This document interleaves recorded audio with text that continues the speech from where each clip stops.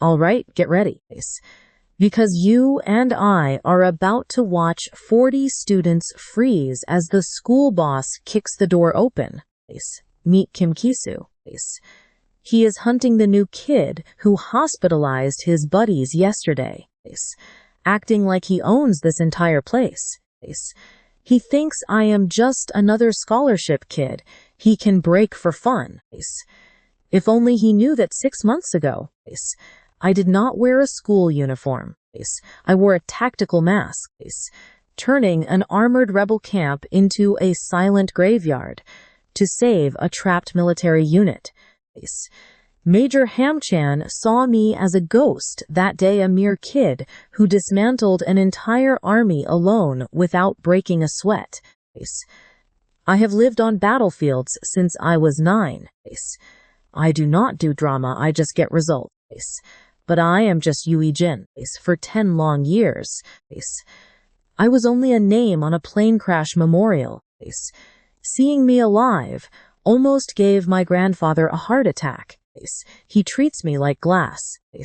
And my sister thinks I am way too soft. They think they are protecting a fragile survivor.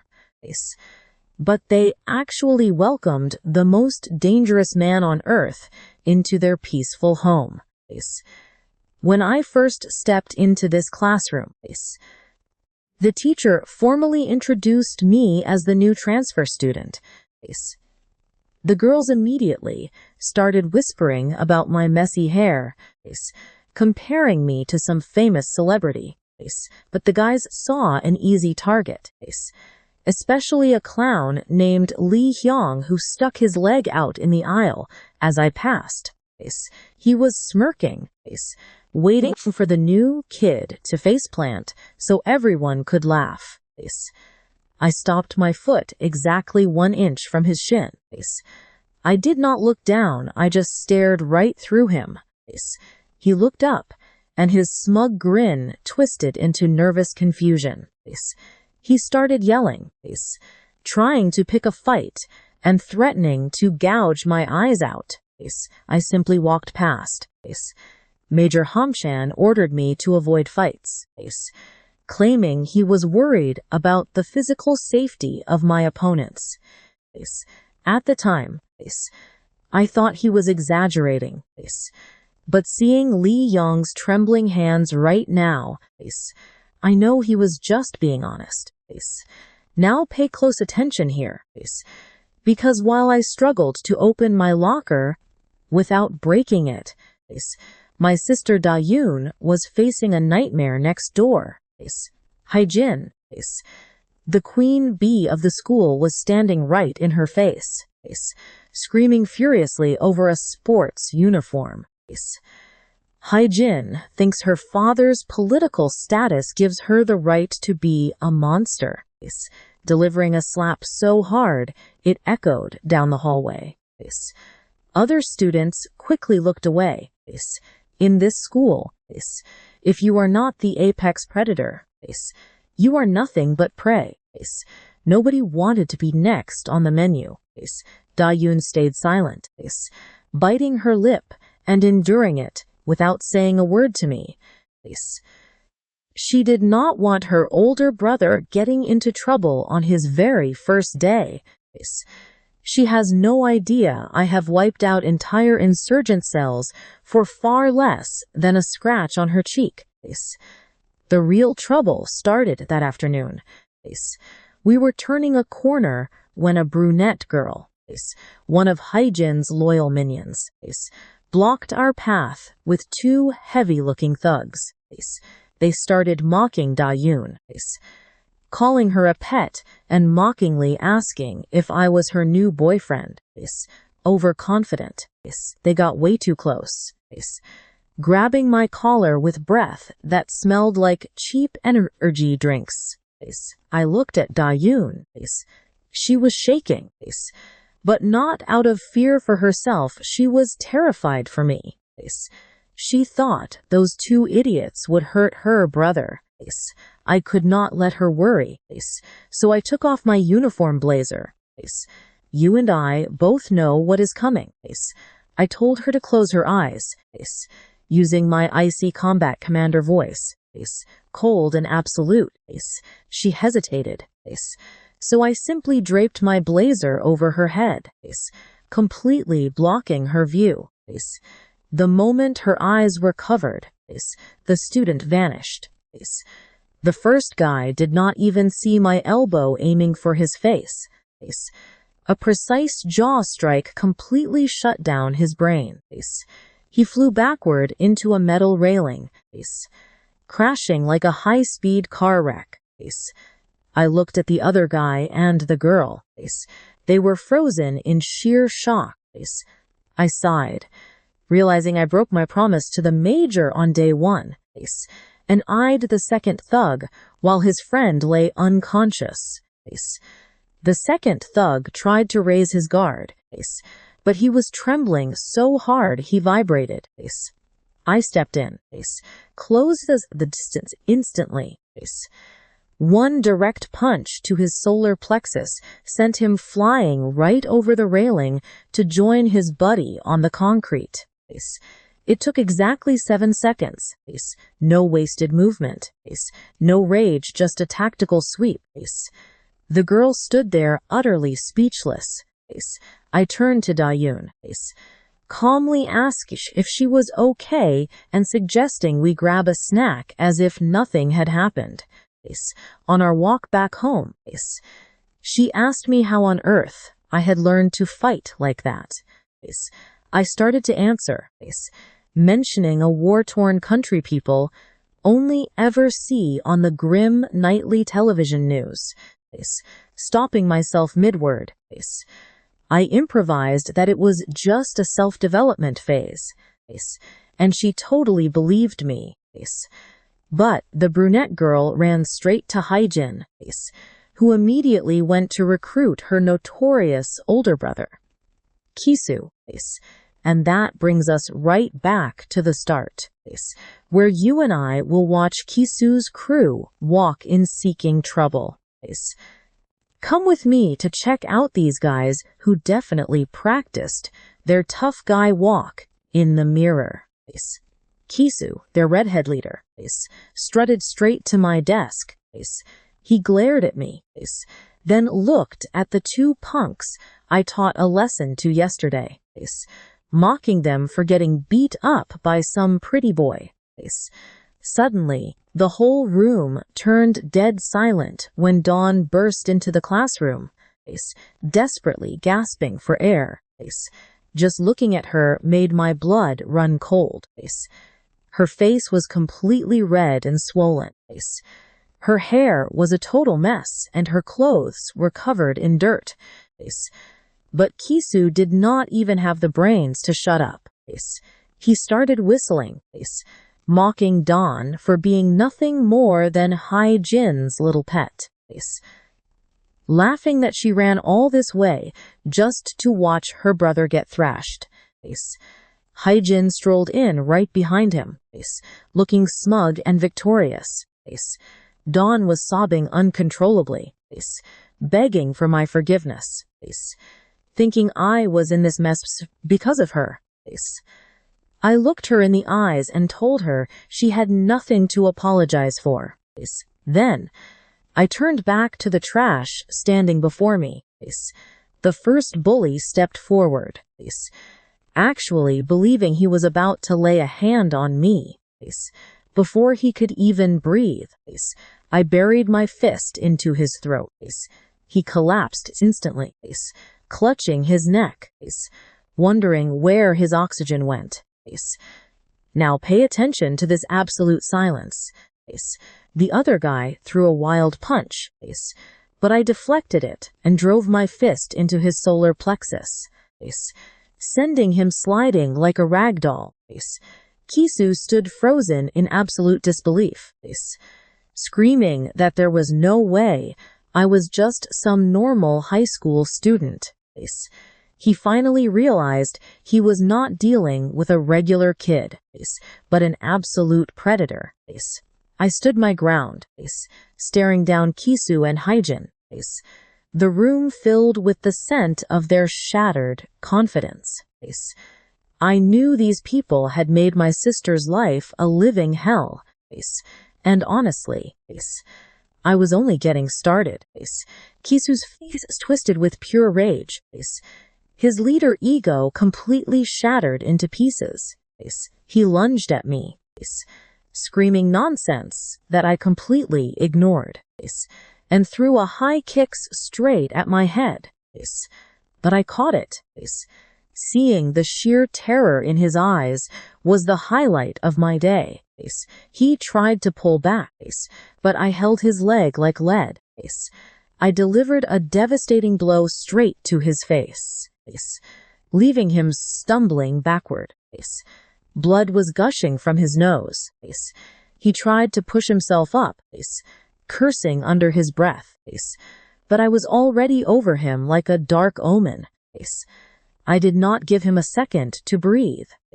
One final, devastating kick to the head, and the school's legendary bully was snoring on the floor. I bet you did not expect that. About 40 students stared at me like I was some kind of alien life form. The other class bullies looked ready to retire early. Even Haijin, the self-proclaimed queen of the school, had completely forgotten how to breathe. Her mouth was open so wide. I am honestly surprised a fly did not move in and start paying rent. I walked toward the exit, gripping my backpack, and watched the two girls back away, as if I were a walking biohazard. They were terrified I would knock them out, just like Kisu. But suddenly, a tiny hand grabbed my arm. It was Dawn. She was trembling, begging me to stop before I turned the entire classroom into a permanent war zone.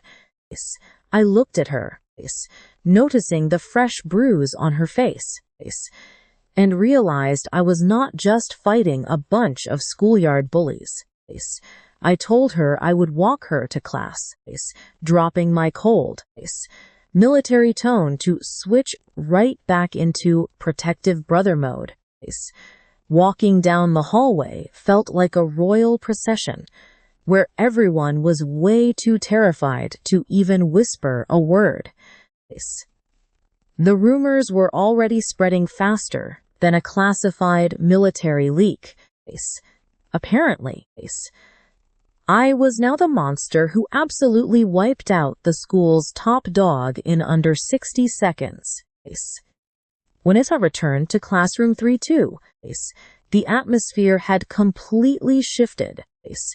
Kids were practically leaping out of the way to clear my path. Li Yang and his lackeys, the very same guys who tried to trip me up this morning, were now acting like my biggest fans. They babbled about how I sent Kisu to the hospital, calling me some martial arts master. I told them they had it all wrong, but they would not listen. To them, I was already a living legend. Meanwhile, in another room, Kisu vented his rage by slamming a desk, furious that his pride had been completely destroyed in front of everyone. Hajin was even worse, seething with jealousy as she watched my sister from the shadows with pure envy. She absolutely hated that Dawn had someone there to protect her. She was already plotting exactly who to call to finish the job her brother failed to do. She thought her father's influence was an impenetrable shield. Little does she know, I have dismantled real military armor with my bare hands. Walking home with Dawn that afternoon was tough, as she kept crying about me having to fight because of her. She is 17 and still believes in justice. I tried explaining what you and I already know in my old world. Everyone is selfish.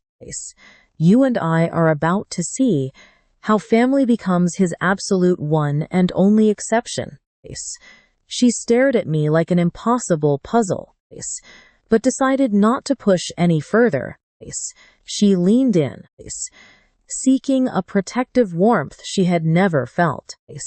But school popularity is a double-edged sword.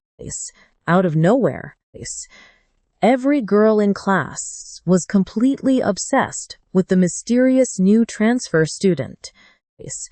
I could not even visit the store without people asking Dawn if I had a girlfriend. And when she asked about my past, I just said I was always too busy. She simply figured I must have been a highly dedicated student.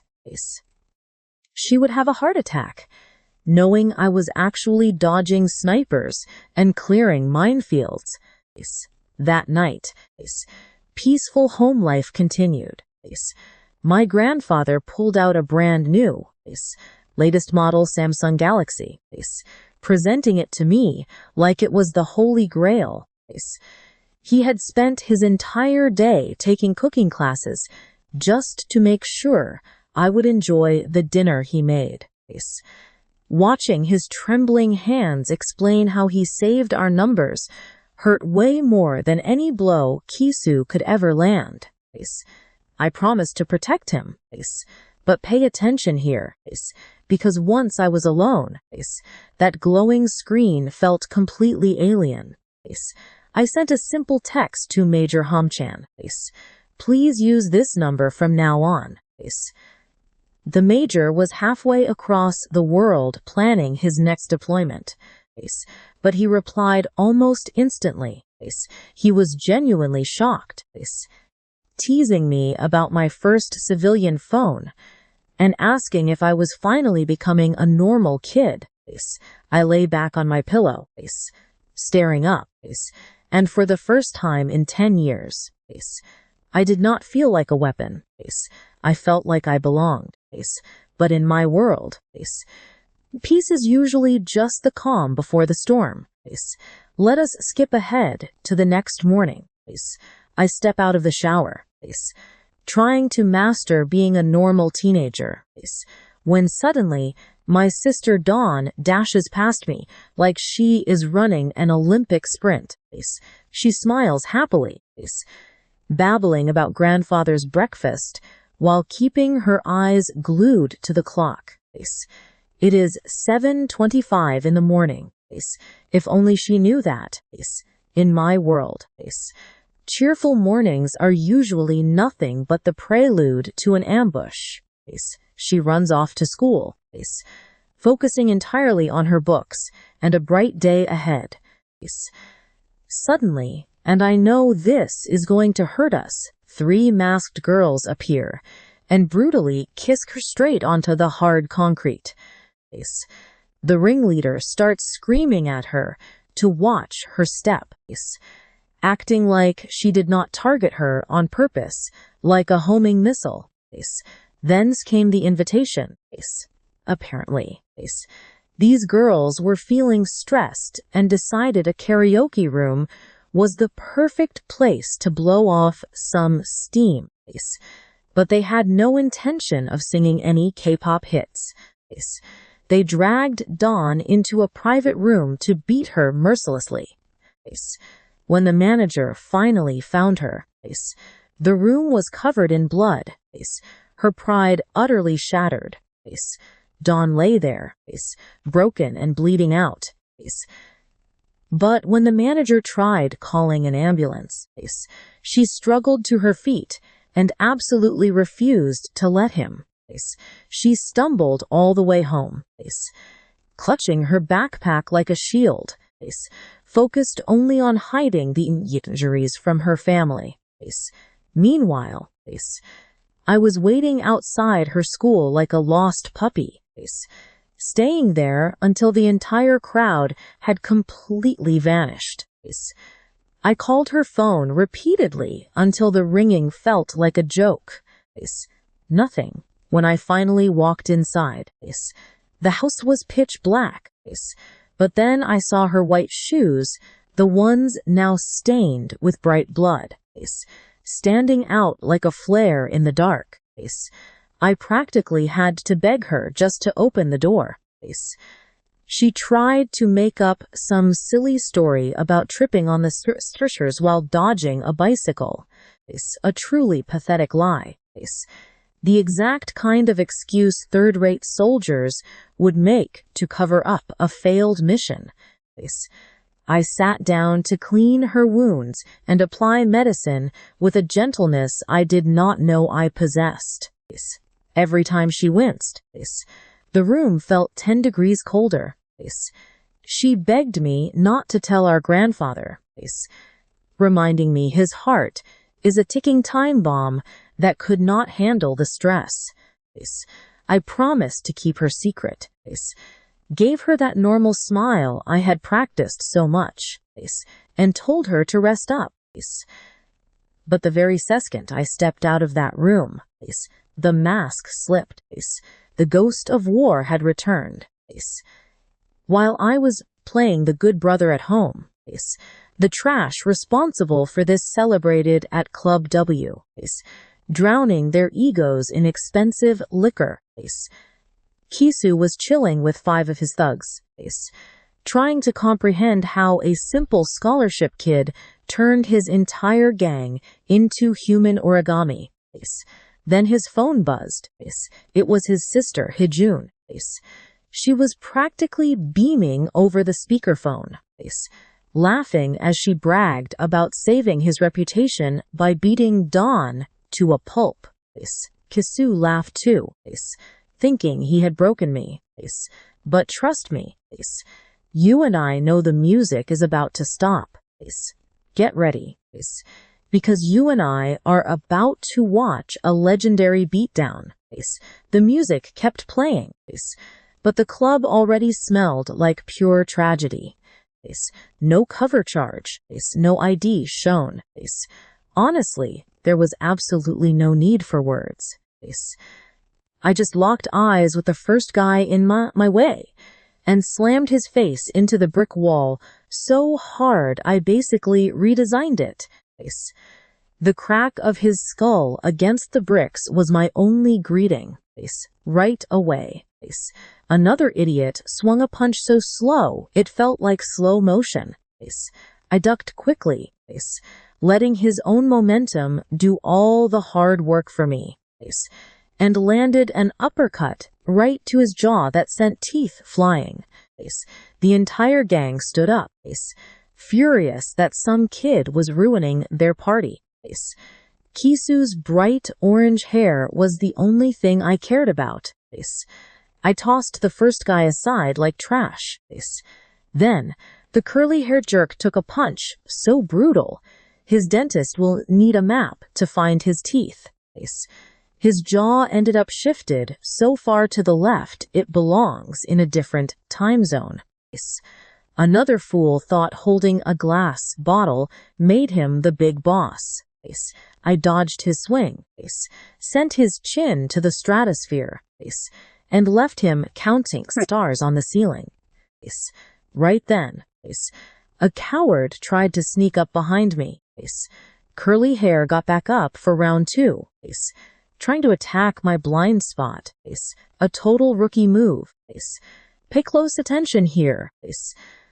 I didn't even turn around, fully just twisted his arm and redecorated his face with my elbow. Next up, the purple-haired guy. I drove my knee straight into his face with the impact of a high-speed car crash. He hit the floor, bleeding worse than a leaking pen, while Kisu just stood there, shaking in absolute terror. He looks at me like I'm a monster from another planet. He stammers in disbelief, while his sister Hijun screams frantically through the phone, demanding to know what is going on. I wasn't about to tell him my life story. I simply warned him to keep his sister away from mine. But this idiot has way more ego than brains. He tried to be clever by throwing a glass to distract me. I moved my head an inch and he missed. Then a bottle followed, but I dodged that too. I buried a punch deep into his gut that definitely rearranged his internal organs, and finished him off with a straight shot to the nose, painting the room a lovely shade of red. Now he's stumbling, gasping like a dog after a marathon, wondering why his status as school king couldn't save him. Finally, he resorted to the classic desperate villain trope, shattering a bottle to lunge with the jagged edge.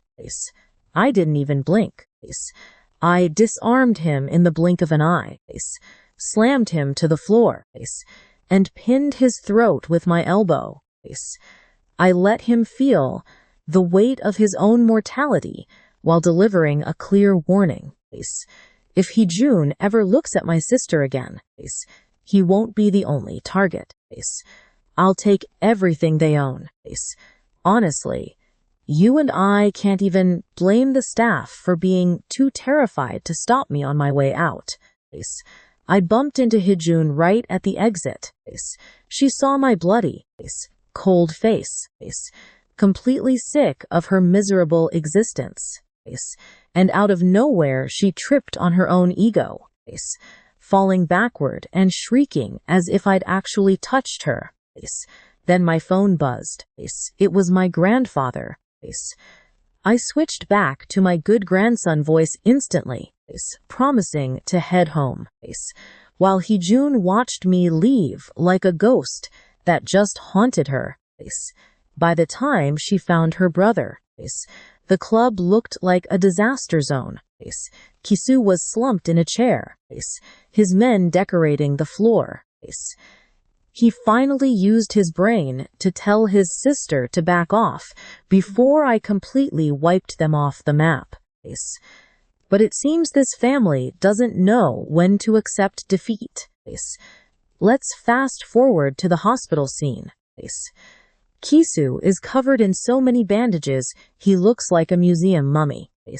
His father is absolutely furious about his political reputation. And the mother is a real piece of work.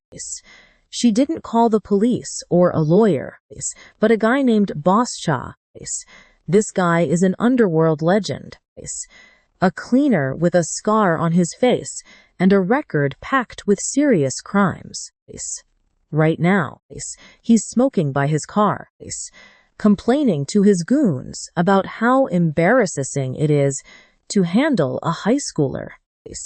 They think I'm just some lucky kid who won a silly high school brawl. They have absolutely no idea they are walking straight into the lion's den. I was already back home, relaxing in peace, wondering if I had taught Kisu a good enough lesson to make him retire from bullying. Apparently not, because a few hours later, the peace was shattered by violent pounding on our door, signaling an absolute invasion. I walked into the living room to find two cheap mafia wannabes standing threateningly right in front of my grandfather. They were shouting demands, loudly insisting that the student come out immediately. My grandfather tried to act brave, but his hands shook. Even my sister was pale, hiding behind him like they faced a firing squad. I didn't want to tear this house apart, but you and I know what happens next. Come along with me on this one, because my grandfather cannot handle more drama, and Dune has suffered enough. I flashed them a peaceful smile, said we were just school friends, and agreed to go. They thought I was a sweet, obedient kid. They had no clue I just wanted to keep the crime scene off my nice rug. They dragged me to an abandoned construction site, the perfect office for people who hate witnesses, leaning on a black sedan like some cheap budget movie villain stood a guy with a massive scar. Chief Cha. He puffed on a cigarette, whining about how embarrassing it was wasting elite military training on a high schooler. He did not even look at me, just told his thugs to wrap it up. Out came metal pipes, smiling for a bonus. The first thug tried to grab my arm, clearly planning to hold me while his buddy landed the opening blow. Cute, I waited for him to make his move, and I did not just dodge. I spun, used his own momentum, and slammed my elbow into his jaw with force his ancestors definitely felt. The other guy did not even have time to gasp. He swung, but I was already past his guard. I blocked his arm, snatched the pipe, and unleashed a beating that left them on the dirt. Chief Cha dropped his cigarette. His bored look completely vanished, replaced by the calculating stare of a war survivor. He realized I was not just some lucky kid in school fights. Don't blink, because he is looking at someone who knows every human weakness. He asked where I trained. I told him my neighborhood, which is true if you grew up in a mercenary camp under heavy gunfire. The guy was fast. I will admit that. He came at me with a pretty solid combo, even grazing my arm and leaving a dark bruise on my skin. He smirked, thinking he found my weak spot, but ego is an easy target. I stopped dodging and started hitting back. I let him think he was winning until I caught his wrist, broke his rhythm with a headbutt, and ruined his life with precise strikes to his vital points. This was their big fixer. Now he is biting the dust, realizing he did not come to solve a problem, but to get absolutely wrecked himself. I did not kill him, just made sure he could not hold a smoke for months. But it does not end here. Let us move to Assemblyman Kim's office, a total fortress, with suits guarding every single entrance, high-tech security and pure luxury. Inside, the Kim family waited for Chief Cha's call like ordering fast food. Mrs. Kim was at her absolute most annoying, complaining about how long it took to crush the kid. Finally, the phone rang, but Chief Cha had zero good news. Gasping for breath, he warned the assemblyman to stop, saying they stepped on a landmine and I was not human. Then the door swung open. The guards outside did not scream. They had no time. I bet you did not expect me to walk in like a school meeting either. Their shock was priceless. Mrs. Kim still had the audacity to try lecturing. She threatened my life while screaming into her phone to a top prosecutor like she was ordering a pizza. She demanded he come to the office right away to deal with a criminal. She stared like she was the main character. Sure, her high status protected her like unbreakable armor. Haigyan stood right behind her, smirking like a snake, plotting what to do to Dune once I was locked up. I said nothing. I just lifted my phone and hit play. Suddenly, an unexpected sound filled the entire room. It was Hyun's screeching voice, so arrogant and malicious it would make a demon blush. The footage showed her beating up a classmate, demanding cash, and telling her to sell her body to pay up. The heavy silence that followed almost crushed the desks. I watched the assemblyman turn pale as a ghost. His wholesome family man image for the upcoming election just took a high-caliber bullet straight between the eyes. Mrs. Kim stuttered, desperately trying to claim it was a fake video. But she knows damn well you cannot fake that much psychopathic behavior. Heejun shook, looking at his dad to lie, but choked. I doubled down. It was not just Hoon. I had Kisu's darkest secrets too. Decades of bullying, blackmail, and assaults. Everything perfectly organized on hard drives like Dexter's trophies. And that is how you and I see this assemblyman is not fighting a student, but a tactical disaster. Get ready, because you and I are about to watch this guy try to bribe me with enough cash to retire my grandfather 10 times over. But his dirty money means nothing to me. All I wanted was for his kids to vanish from my sister's sight forever. Hijin looked like she was on the verge of a total breakdown. Her tiny brain could not comprehend that her beloved daddy's political status meant absolutely nothing to me. The assemblyman agreed to send them to study abroad. You know, elite slang for running away before the police show up. As part of the deal, he demanded the original videos right away. I stared at him like he was the dumbest man alive. I made it clear I am no amateur, turned around, and walked out, leaving that family of 3 looking like they had just seen ghosts. It was already quite late when I finally got home.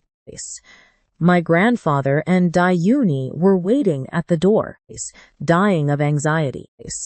I gave them my best good boy smile and said I was just greeting some people I knew. Dayun was still trying to hide her bruises, clinging to that ridiculous lie about falling down the stairs.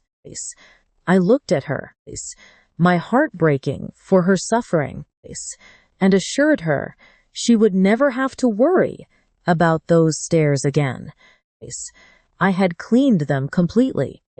She did not understand my words, but she would soon. Days later, my sister finally returned to school. I walked her right to her classroom door, which embarrassed her immensely. Pay attention here, because the moment we stepped inside, the tension was unreal. Whispers were flying Hijin was never coming back. Kisu vanished too. The official story was they went to study abroad. And the whole class celebrated like they were freed from a brutal dictatorship. Dayun ran up behind me with teary eyes. She finally realized her big brother was not fragile, but her shield. But Hijin is like a weed that just refuses to die.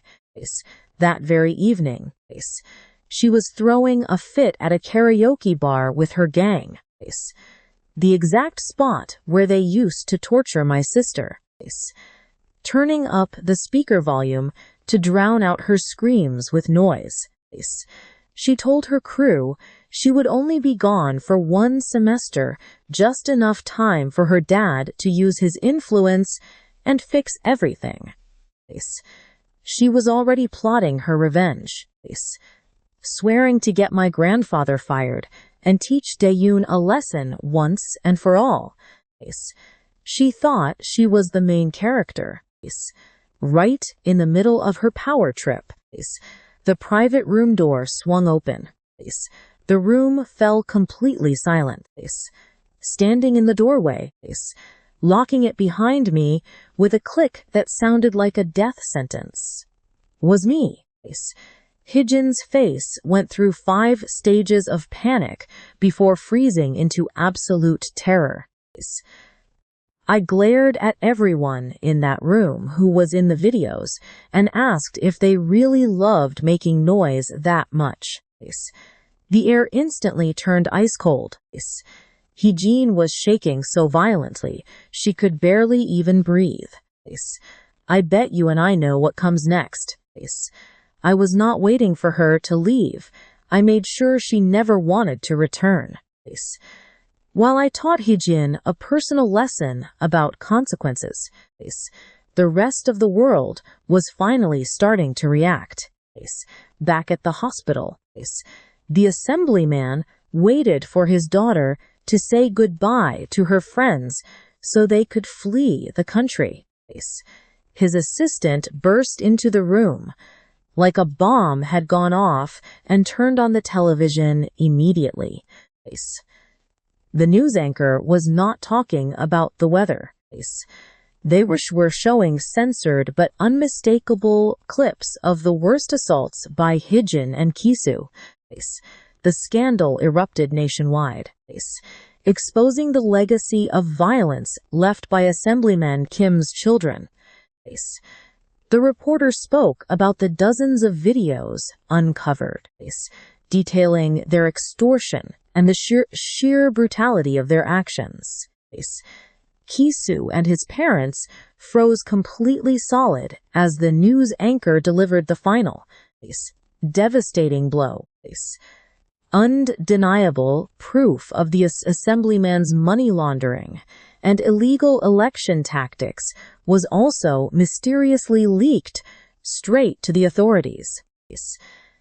His own party was already throwing him under the bus without a single second thought to save themselves. The man sat paralyzed, staring at the screen as his career, his reputation, and his freedom vanished in real time. He realized far too late that he had not just messed with some ordinary high school kid. He went up against a professional who knew that in war, winning the fight is not enough. You have to completely destroy their ability to fight back. Watching him in that hospital bed as his career turned to ash was better than any paycheck. The legendary boss Cha, with his facial scar, was still trying to wrap his head around the fact that an ordinary high schooler had dismantled an entire political dynasty. He even asked if I stole the blackmail files he had been keeping. I did not give him any detailed explanation. I just walked right past him, reminding him that I am only a high school student. He laughed, maybe realizing a teenager in a school uniform completely outplayed him. For the first time in his life, he felt average. The next day, school felt different. Girls stared at me like some exclusive idol, whispering about whether they should ask for my phone number.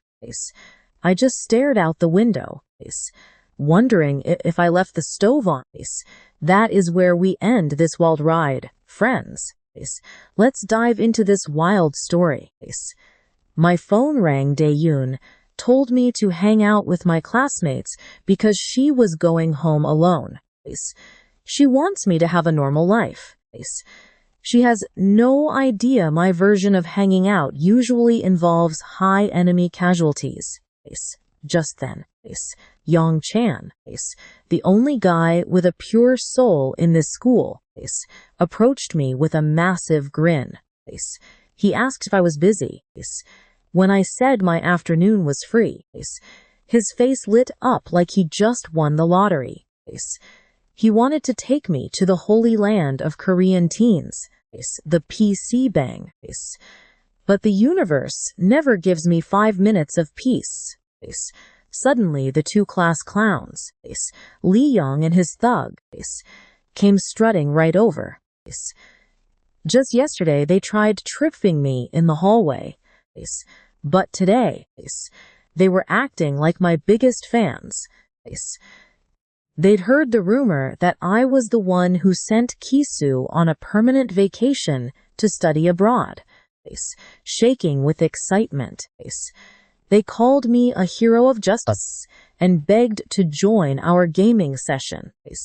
One even had the nerve to hug Yong Chan, pretending to be his best friend. I have literally survived jungle ambushes. But getting trapped in a dead game group chat with these idiots was a whole new level of psychological warfare. Just when I thought this morning could not get any more anime cliché, the teacher walked in with two new faces, or rather, two familiar people returning after spending 2 years in America, and the girl was absolutely gorgeous. Young Chan leaned in to whisper that she was Shin Yena, granddaughter of the SW Group president. They basically own the country. And the guy beside her, Gu, has been her shadow since childhood. Bodyguard, secretary, or human shield, take your pick. As our eyes locked, the room completely froze. Gu was not looking at me like I was just some random student. Now, pay attention here, he saw me as a threat. And we stared each other down while classmates drooled over the rich girl. Yena noticed the tension too. She asked Gu who I was. And he had to admit I wasn't in last week's investigation. She flashed a smile, probably expecting me to melt like every other boy in class. I just flipped the page of my book. Honestly, I've met rebel commanders with way more presence than her. But that afternoon I had a bigger mission, the PC bang, before returning to Korea. Major Hamchan gave me an intensive school survival course. He literally set up a projector in a dark room just to explain cyber cafe culture to me. He said 90% of students live to game, so to fit in, I had to master it. I took it as seriously as a demolition mission. I spent 3 days and nights training in League of Legends and PUBG, even memorizing the top 10 K-pop songs for karaoke. I practiced the exact way to tear open a ramen packet with one hand while keeping the other glued to the mouse. Back in reality, Yang Chan was looking at me like I was about to go into major surgery. He asked if I wanted ramen or coin karaoke. I told him I was ready for anything because I had mastered the theory. Now it was time for practical application. While I tried figuring out how to play the jungler role without actually being in a real jungle, Yena was in her massive mansion analyzing my file. Yena and her shadow. Gu viewed me as a glitch in the Matrix. Honestly, a dead brother returning after 10 years sounds completely unreal. You and I both know that sounds like a cheap soap opera. But as they dug through my files, they realized nothing added up. No family left except for a grandfather. A plane crash that should have been fatal. And then poof.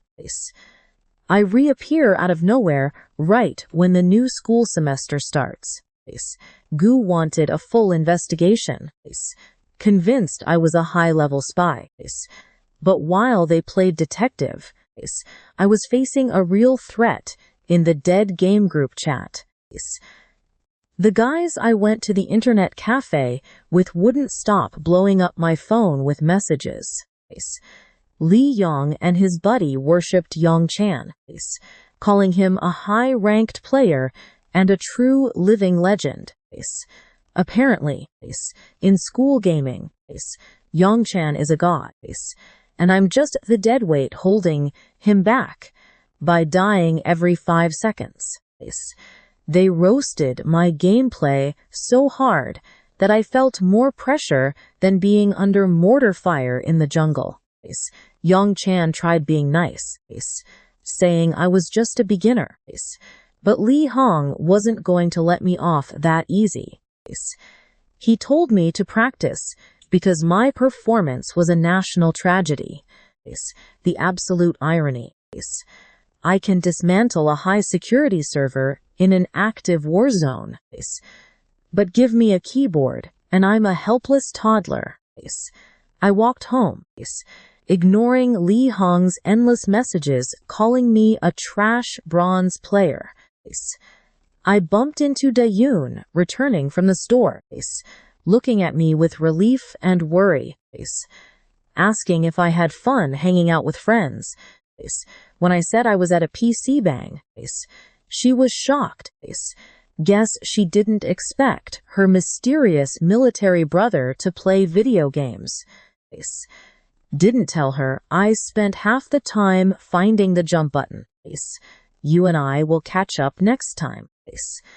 Come along with me to see how our main character finally finds peace after 10 years of absolute hell. The old man even took cooking classes just to recreate his favorite childhood meals. Though to him, real food was a massive upgrade from military rations.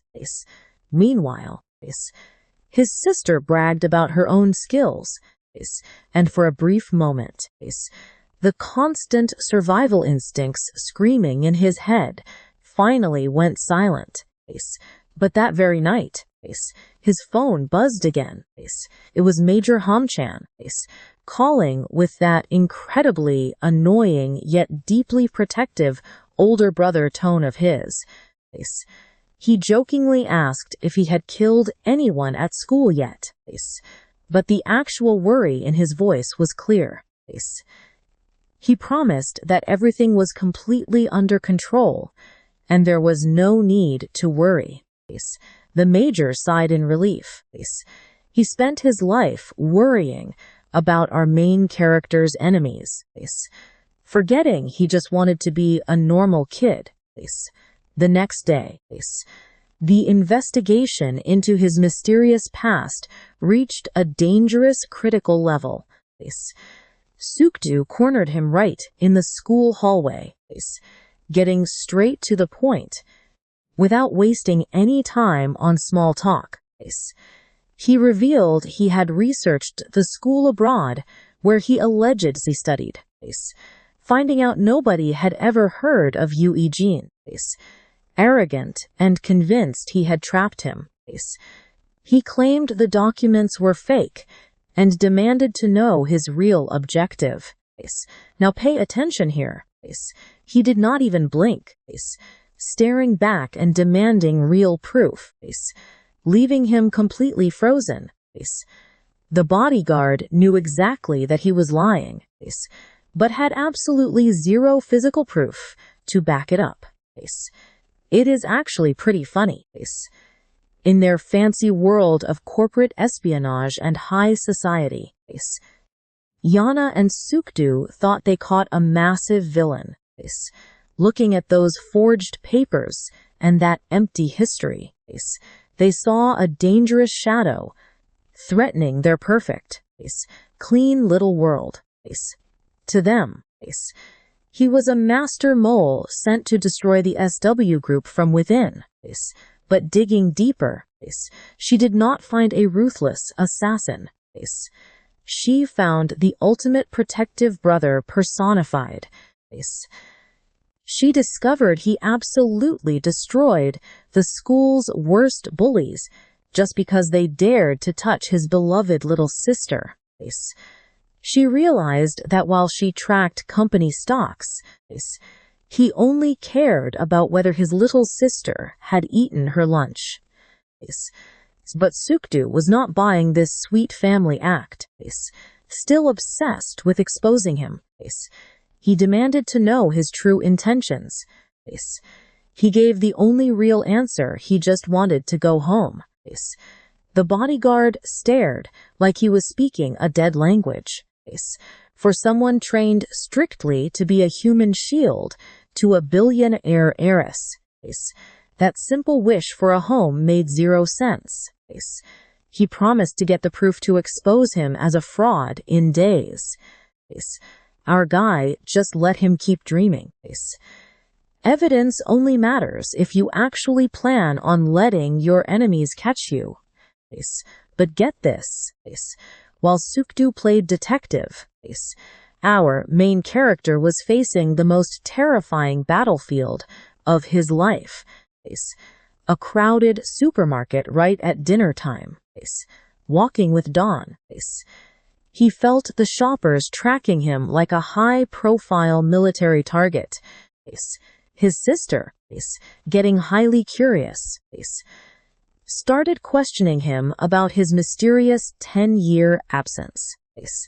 She asked if he had a girlfriend during those lost years, a question that would make his former commander burst out laughing.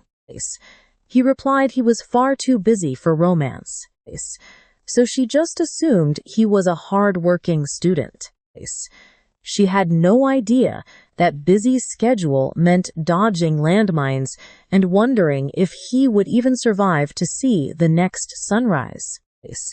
He admitted he did not remember much from back then, except for one absolute truth: they would always be family. That night, they celebrated Grandpa's birthday, a scene so warm it would make any cold mercenary feel completely out of place. They ate cake and gifted him a brand new wallet, seeing the old man cry, saying his return was the best gift ever, hurt him deeper than any battlefield shrapnel. Sitting there, watching them smile, he briefly forgot he was a lethal weapon. But then that damn phone ruined the peace. It was Yana. Because of course the spoiled corporate heiress has zero respect for private family moments. She called his sister to meet up at a nearby convenience store. Instantly, our guy's tactical combat gears shifted into maximum overdrive. He lied to Grandpa about getting some fresh air so he could secretly shadow his sister's steps. The old man smiled, told him to stay safe, and let him go. Yana was definitely planning something dangerous. She probably had the proof of his fake identity and wanted to drop the bomb on Dawan to see her reaction. Arriving there, he saw them talking. Yana looked deeply conflicted. She had the exposing documents in her purse, but seeing Dawn's genuinely happy face made her seriously question her entire plan. She started realizing that exposing the truth would be way more destructive than just keeping the lie alive. And you and I both know that happiness changes everything. All right. You and I are about to see how she tried to protect her world while Sukdu lurked like a cheap ninja. He blocked my path with a cold, threatening glare, warning me to stay back because the girls needed their own space. I locked eyes with him, freezing the air. He studied me, desperately searching for any sign of danger in my gaze. I was barely holding back the urge to chuck him out a window when suddenly a black sedan burst onto the scene. The car slammed into us like a missile, a devastating impact that would have instantly killed any ordinary high school student. We were sent flying as the horrific screech of tearing metal and shattering glass pierced the quiet night.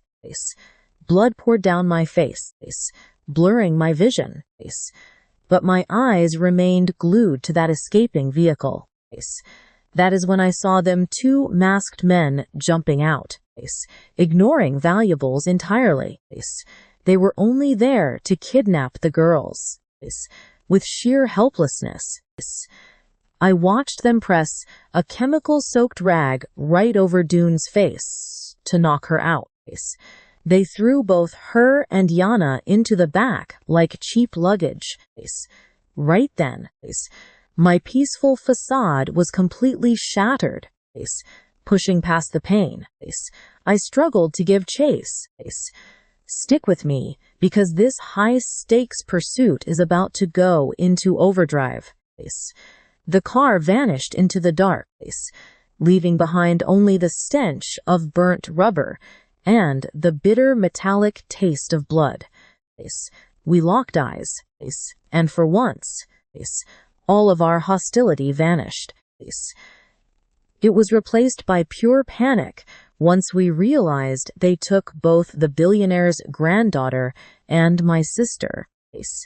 He immediately started yelling into his phone, alerting SW security and tracking cameras according to corporate protocol. I had no time to wait. By the time their backup arrived, the kidnappers would be long gone. I stared down Sukdu and demanded his keys. He tried to object, but looking into my eyes, he knew that weak kid was gone. I am going to get them back, I warned. My tone was so icy and dangerous he instinctively stepped back. We did not head to a police station. Instead, we drove straight to a place where the law has zero power. I walked straight into Boss Chaw's nightclub, dripping in blood, looking like I had literally just crawled out of a grave. The bouncers did not even try to block me. One look at my face, and they knew their paycheck was not worth dying tonight. I found the boss in his private VIP lounge, flanked by Muscle. He stared, the scar on his face twitching in surprise. When he asked what I wanted, I told him I needed intel right now. In fact, I needed it yesterday. Now you might be thinking the same thing as Sukdu, who stared at me like I was a total lunatic for walking in here. He recognized the legendary gang boss sitting in front of me. Chad Duchik, a terrifying name known to strike fear into anyone. He could not process how a teenager in a school uniform was casually negotiating with a brutal syndicate leader. I had no time to explain my connections. I just needed answers. Boss Chaw tried to play dumb, blowing smoke in my face and acting like a kidnapping was beneath him. But I did not blink. I laid it out flat. The SW Group's heiress and my sister are gone. Immediately, his smug expression vanished. He is a cold-blooded shark. But even predators know when the waters get too dangerous. He admitted some foreigners who did not speak a word of Korean were hunting for a warehouse and extra muscle. He passed because the job screamed suicide mission. He tossed me the address of an abandoned container yard and shoved his phone over, demanding I put my number in. He claimed it was just to keep in touch. But I could see intense curiosity sparkling in his scarred eyes. He wanted to see my next move. Not only did I get the lead, I swiped his bike keys without a single complaint. Honestly, he was probably relieved I did not rip his throat out.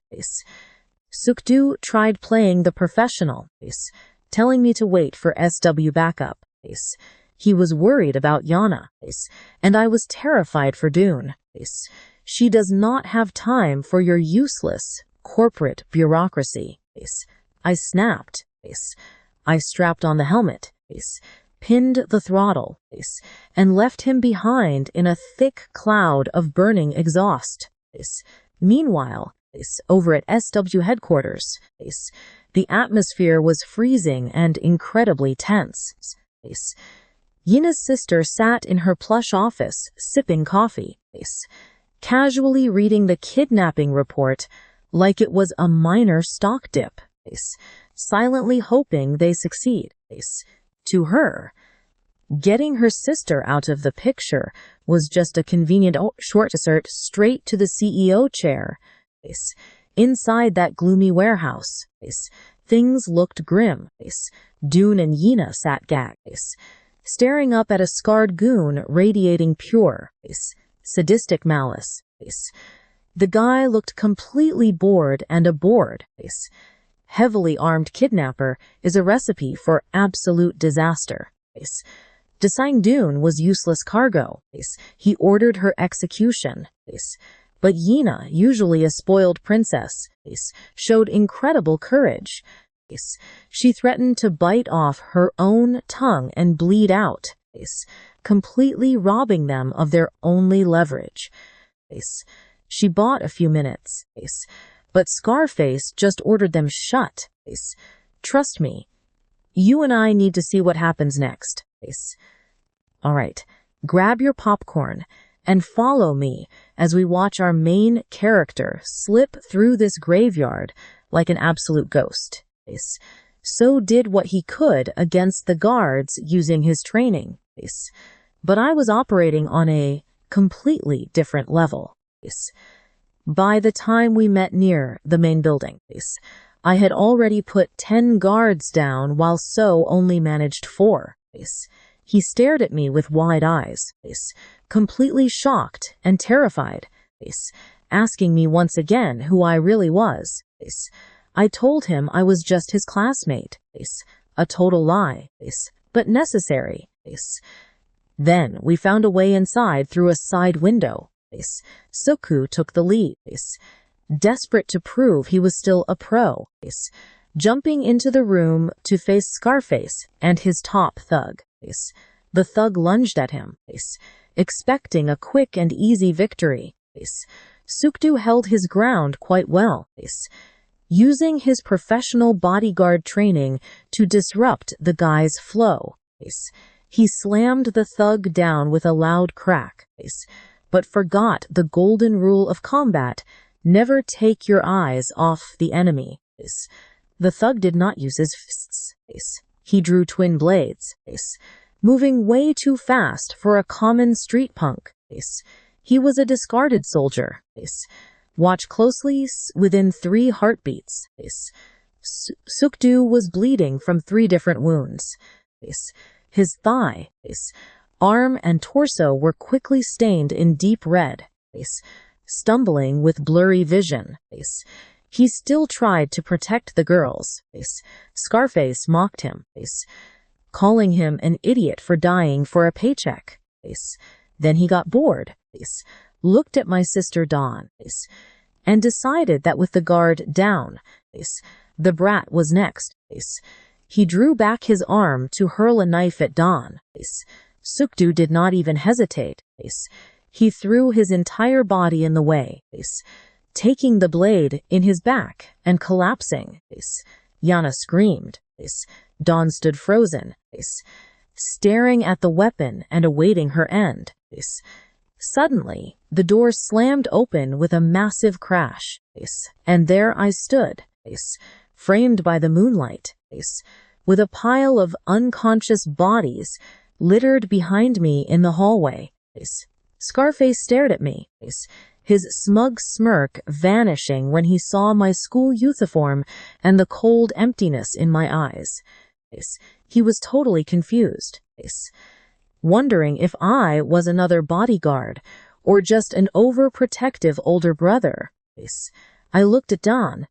Her eyes were red, her clothes torn, yet she was still screaming at me to run away.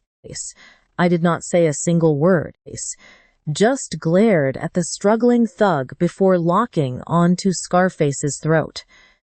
Dawn, close your eyes, I whispered in a deadly quiet tone, operating on frequency 0001.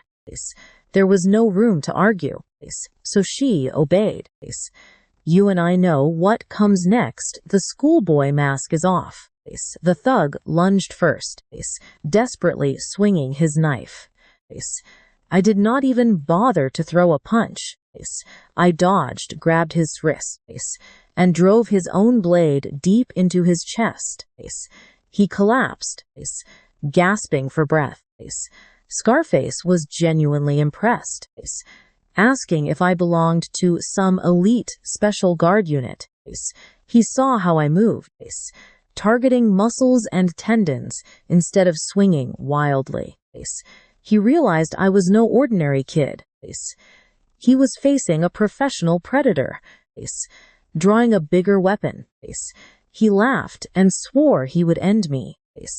He lunged with enough bone-shattering force to break me, but I dodged, feeling the blade graze past my cheek. I caught his arm and slammed an elbow straight into his temple. That should have dazed him before I struck his vital points. But the coward tried to draw a gun. I did not hesitate, driving a blade straight into his shoulder before shattering his jaw with a bloody kick. The boss hit the cold floor and did not move. I walked over to Dawn and told her she could finally open her eyes, blocking the bloody scene while smiling through the stains left by those thugs. She reached out to gently touch the wound on my head, fearfully asking me if it hurt. I assured her I was fine, but deep down, something was shifting. By the time the corporate security force and police arrived, I was a worried brother again. Days later, hospital rumors started spreading. Apparently, I am a hero. The girls in the ward stare at me like a celebrity, while my phone blows up with gaming group texts. Lee and the boys are losing it over my absence. They are practically begging me to return to the arcade so they can finally feel safe. Yana secured free therapy sessions for Dawn, easily the most useful thing a wealthy heiress has ever done for me.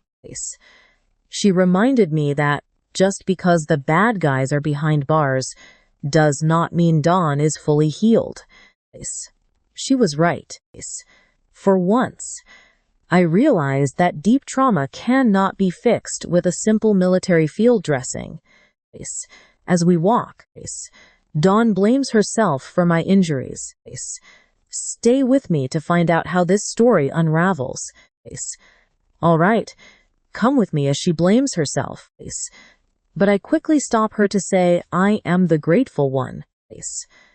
She looked at me like I spoke another language. So obviously I kept quiet about the forest or my missions. I just told her that in my old world, people only ever looked out for themselves. But seeing her put my safety before her own life taught me way more about family than any military tactical report. Next, we visited Sulkdu, who was so covered in bandages he looked like a low-budget mummy. Dune gave him a massive thank you speech, bowing so low she nearly hit the floor, while Sulkdu wanted to die of embarrassment. They trained him to be the ultimate human shield and the genius of the TSW security team.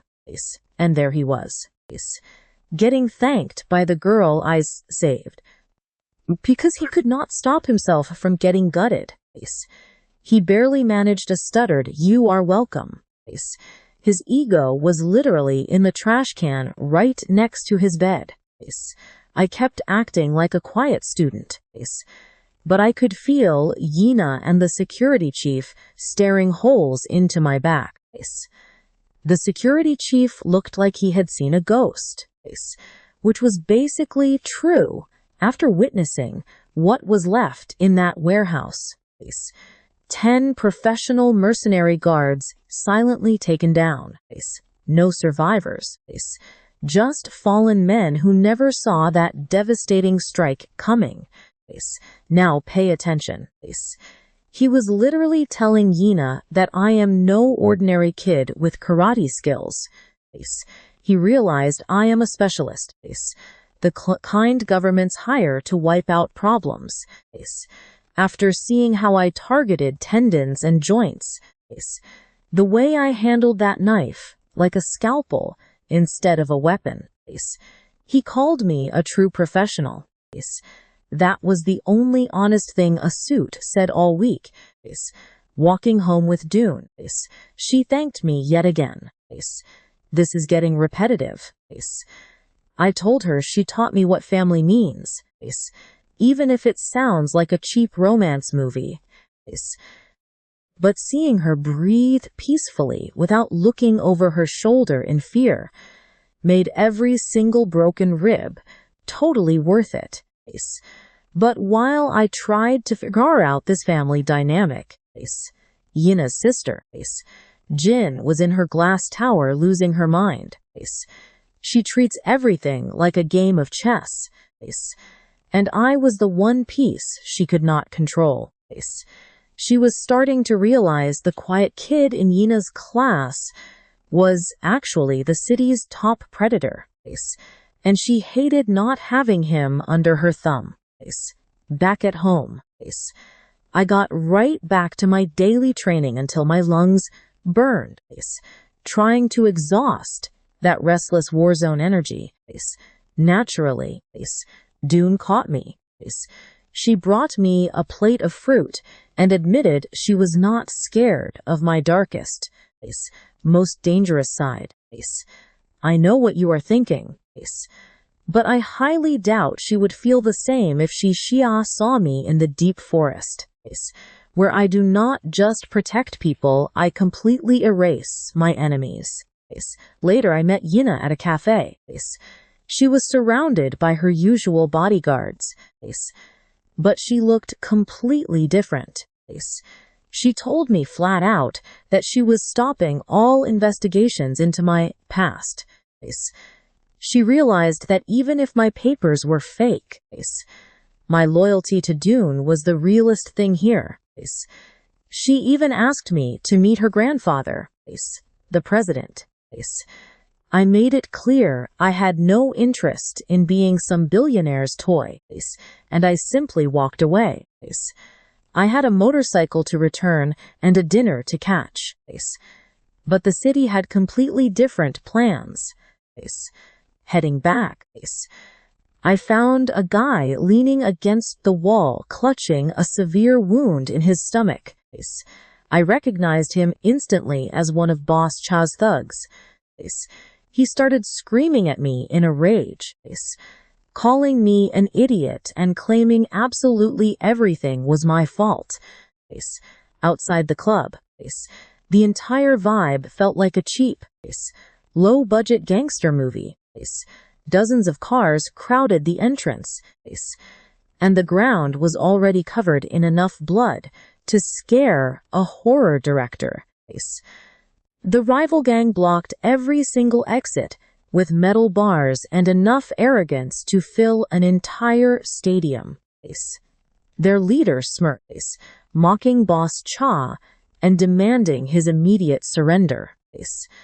Boss Cha himself was already an absolute mess. Blood was dripping down his shirt from a nasty ear wound. But he just laughed right in their faces. He mocked the leader for literally needing an entire army of thugs just to bring down one single man. One of the suited guys began screaming that Boss Cha was completely insane for provoking Assemblyman Kim and his crew. Cha spat back that he only wanted to teach those brainless idiots a lesson. That was enough to make the gang leader snap. Flashing a gold tooth, he screamed out orders to rip Boss Cha apart. The entire horde charged straight at him, but Cha is an absolute beast. He dodged metal pipes and threw hooks that sent teeth flying everywhere. Some coward tried to attack him from behind, but Cha spun quickly, slamming him down like taking out the trash.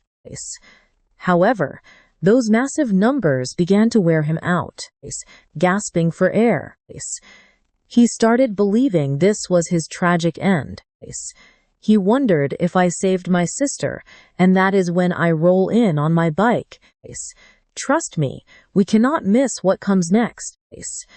Come along with me to see how this kid totally ignores these tough guards without saying a single word. He just slams his boot right into one guy's face and watches the rest scatter. He parks his motorcycle with a terrifying calmness that would scare anyone, silently staring down the entire crowd. Two other idiots rush him with sloppy punches. He locks one guy's arm, using his own momentum to slam his face into the pavement. He plants a kick in the other's stomach, followed by a knee so brutal the guy forgot his own name. He steps inside, and the place is an absolute disaster. Bodies are scattered everywhere, and the floor is slick with blood. A gang armed with metal pipes screams at him to get lost, bragging that they own this entire territory. He just stands there with a blank expression. Their leader approaches, calling him crazy, but a sharp right hook shuts down the debate instantly. The others charge, but he is already on the move. He blocks one attacker's strike and drives an elbow straight into his throat. Before he even drops, he dodges another punch and lands a counter elbow that folds the next guy like paper. Another genius tries swinging a pipe, but he ducks, breaks his knee with a low kick, and finishes him with a punch to the face. The last guy tries to run, but nobody escapes him. Watch closely as he hits him with a flying kick that pins him to the wall. In the main room, Boss Cha is barely holding on. He took down 12 guys, but he has no strength or blood left. The gang leader mocks him, saying he has reached his limit. But Cha just spits blood and demands they bring on more. He has the look of a total psychopath. Suddenly, the sound of bodies hitting the floor outside starts growing louder and louder. Everything goes dead silent when he walks in like he is just grocery shopping. Boss Cha stares like he has seen a ghost. He just looks at him and says he came to return the motorcycle. The gang leader is left completely bewildered by this. He asks who this brat is, but Boss Cha laughs and warns them they should have stayed far away from him. Obviously, they do not listen. They order an attack, and he begins the cleanup. Everything becomes a mess of broken bones and shattered pride. Boss Cha leans against the wall watching him fight, realizing he is the only one who truly knows how terrifying this kid is. By the time he finishes, the floor is a mosaic of knocked-out gangsters. He tells Cha his debt is paid. The next day, the boss ends up hospitalized with a broken arm and heavily bruised pride. His subordinate is in an absolute panic, but Cha just stares blankly at the ceiling. He admits he is lucky to be alive and that the kid is a monster in a school uniform, not just some teenager who fights. He is something completely different.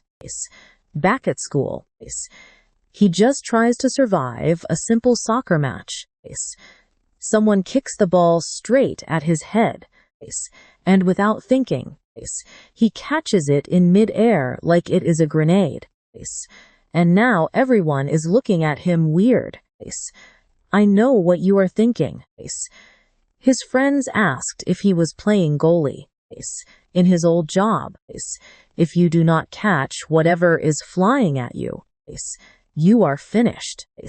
Leaving class, he finds his sister Dune waiting. She looks at him with worried eyes and asks if he is okay. He just gives her a small smile and offers to walk her back home.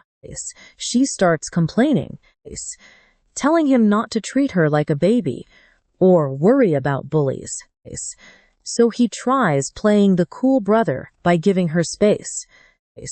But honestly, in this neighborhood, space only attracts trouble. He barely walks a block before a luxury car pulls up in front of him like a movie.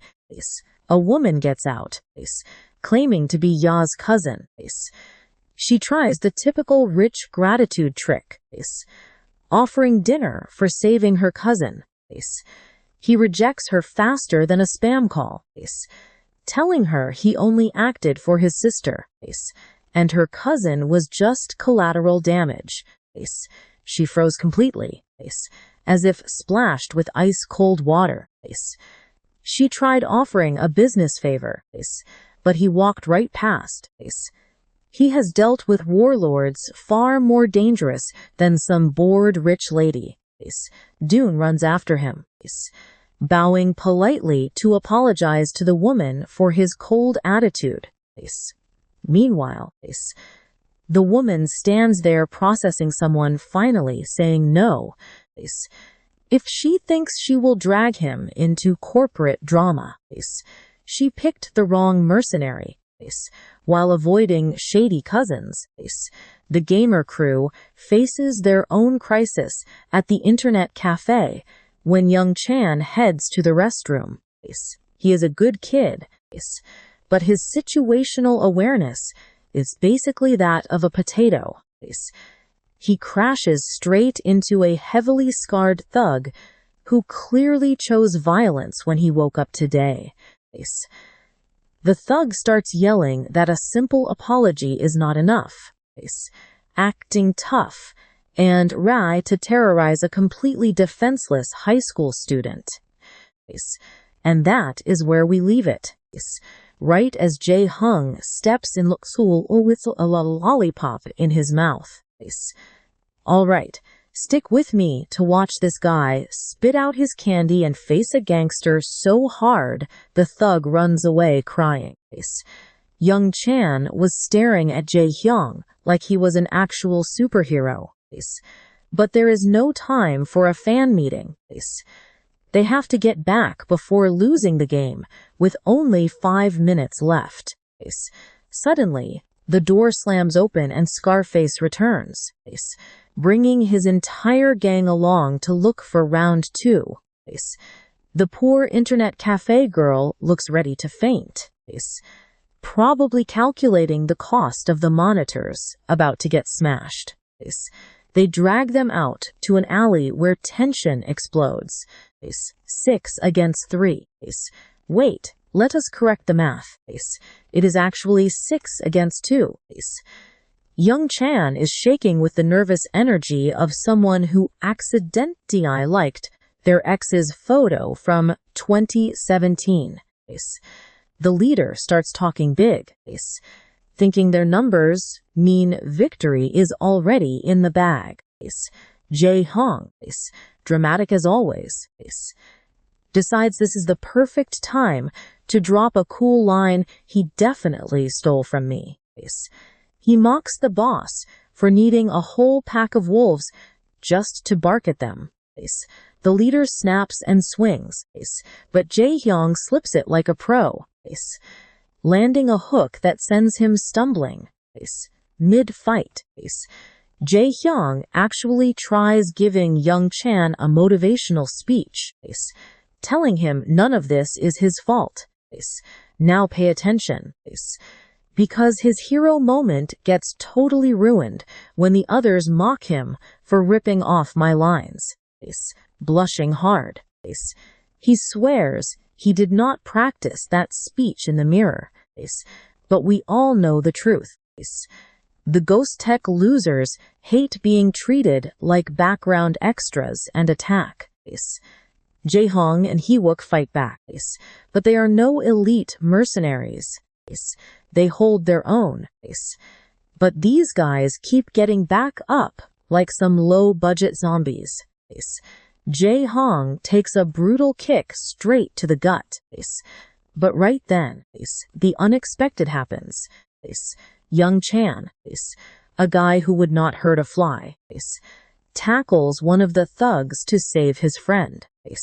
It is a messy, desperate tackle, but it gives Jae Young the perfect opening to finish him with a kick to the face.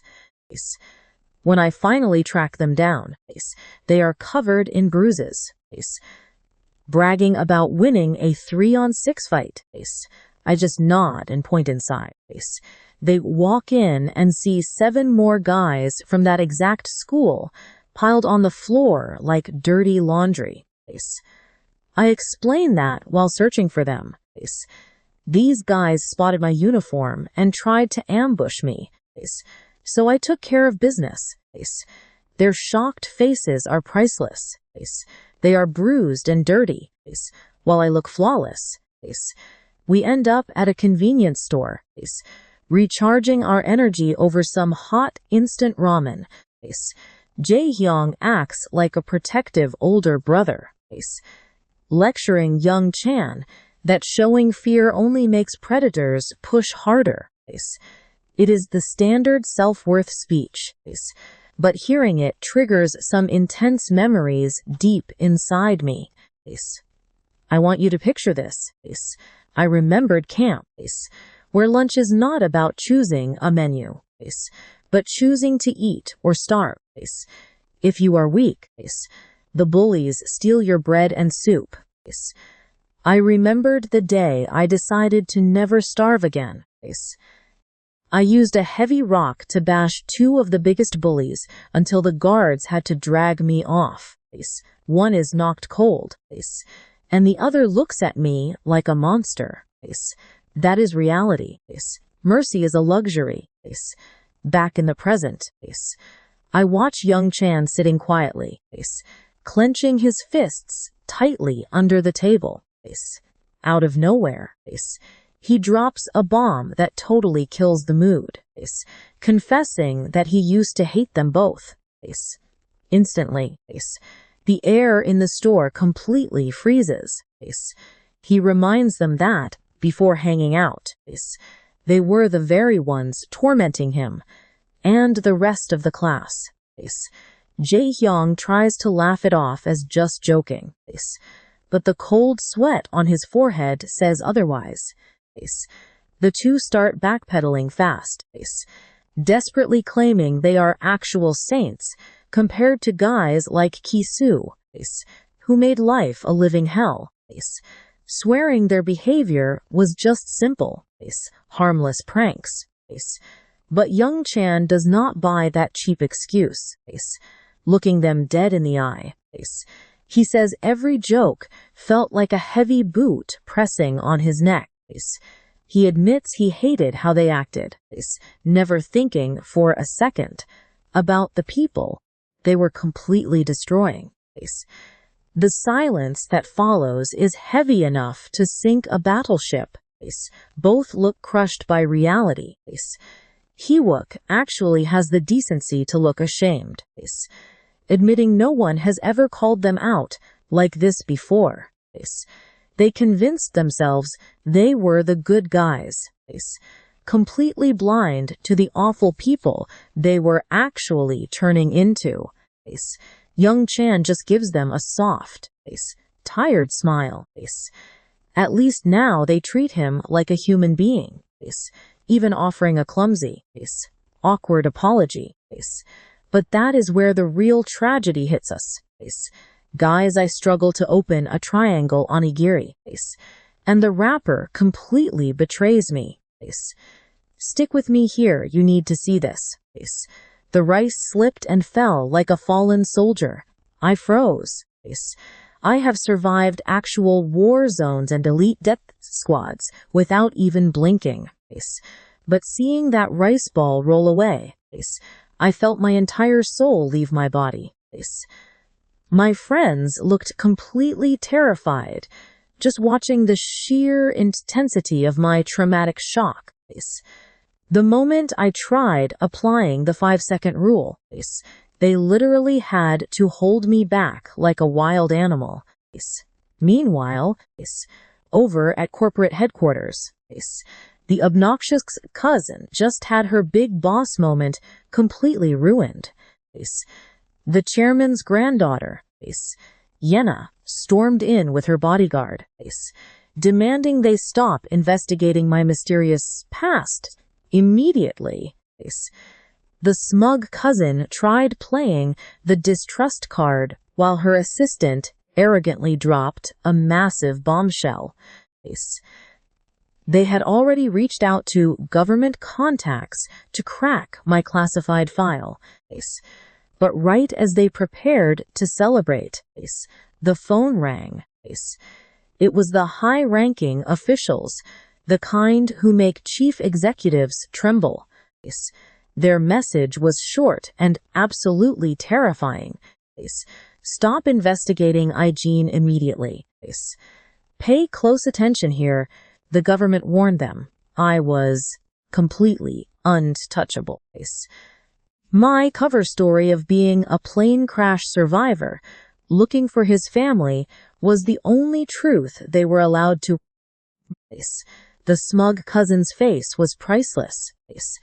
She tried to poke a sleeping tiger, only to realize the entire jungle was protecting him. The very next day at school, Yenna was already back in class, looking for me.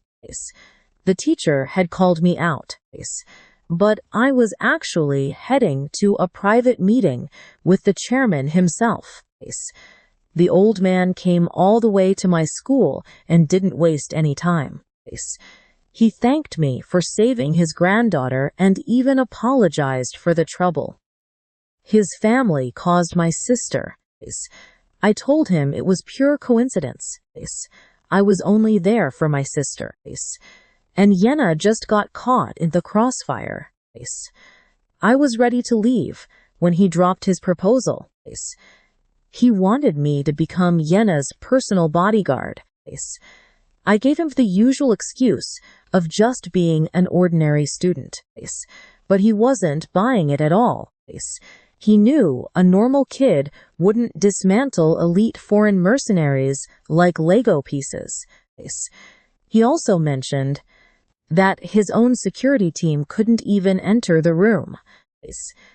Even his personal bodyguard resigned, devastated to realize he couldn't protect her.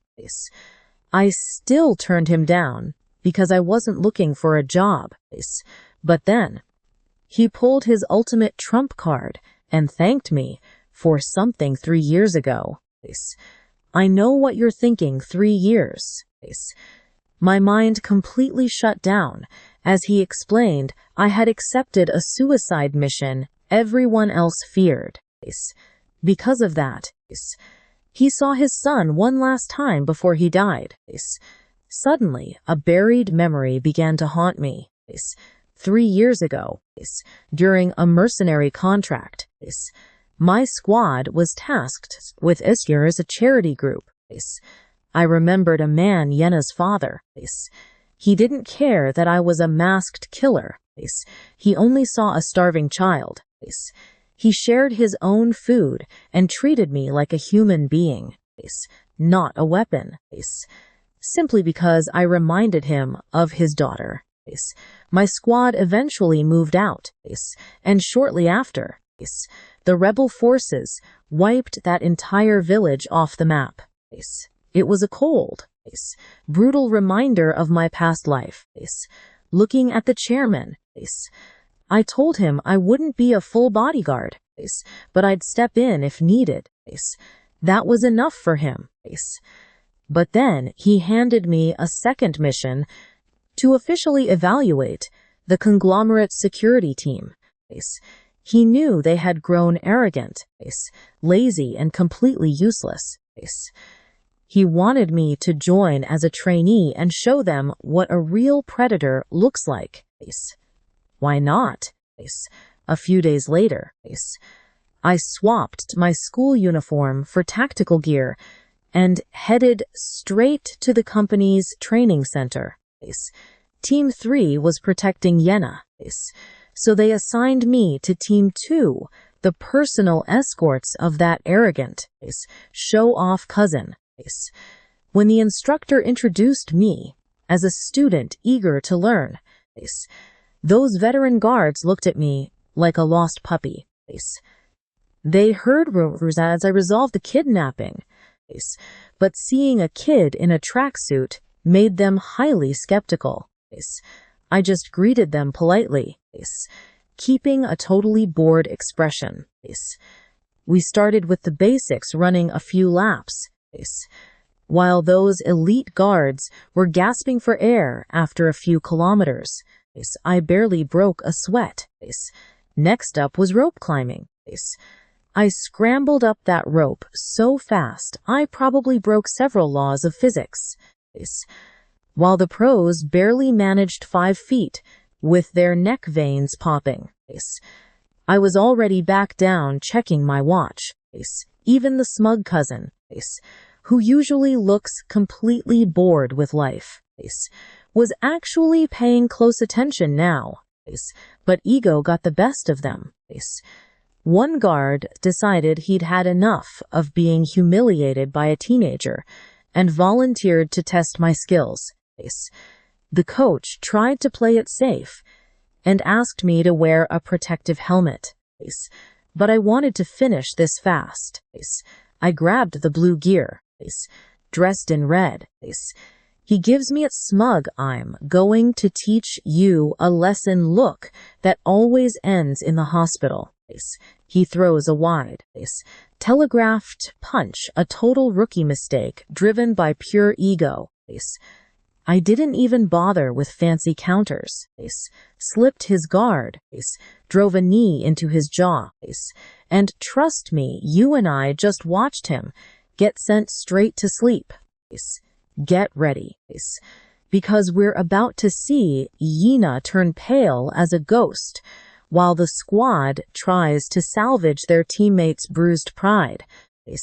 Siaktu just stared in total shock, probably recalculating my power level and realizing he scored a solid 0. But of course, there's always one show-off. Choi Biamuk stepped forward with a smug, know-it-all look on his face. He had the nerve to tell me to keep my helmet on while he took his off. He thought he was being a gentleman, but to me, total idiot. So I tossed my helmet aside. If he wanted to fight without gear, I was more than ready to show him why that's a terrible mistake. We started, and the guy was actually pretty fast. He dodged and blocked. But watch closely. Here he made the classic mistake of overextending. So I went straight for his knee. The absolute panic on his face when his leg buckled was priceless. I didn't give him a single second to recover. I slammed an elbow straight into his throat with surgical precision, just to remind him that breathing is a luxury I can revoke any time. He collapsed, gasping for air, while I stood there, totally expressionless, asking who wanted to go next. The dead silence that followed was their smartest move all day. The instructor tried lecturing me about safety rules, but let's be real. We both know that on the battlefield, the loser stops breathing. Now guess how he reacted. He finally realized I wasn't just lucky I was a walking, breathing human weapon. So he ordered a field test, which is just corporate speak for be our unpaid intern, while they try to get us killed. Meanwhile, the chairman himself was watching my every single move through the security cameras like a silent puppet master. He knows exactly who I am, the legendary Agent 001. He even remembered his son, whom I protected years ago. Small world. I saved the father out in the desert. And now I'm guarding his daughter inside a massive skyscraper, trading my tactical gear for a tailored suit. And suddenly, I look like I'm walking a high-end fashion runway. I can feel the other security guards glaring daggers at my back. Half of them are terrified, and the rest are just bitter. Because honestly, you've got to admit I wear this suit way better.